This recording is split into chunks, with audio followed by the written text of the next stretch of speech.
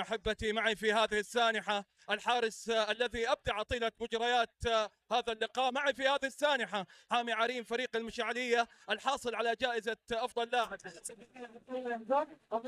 وأقول لك الله يعطيك العافية هذا الأداء القوي اليوم.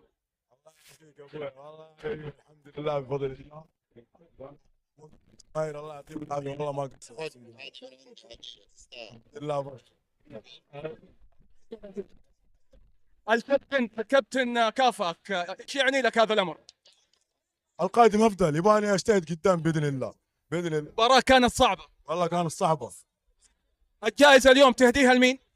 لامي وابويا. يستاهلوا، الله يخليهم لك. اللهم امين. عفوا.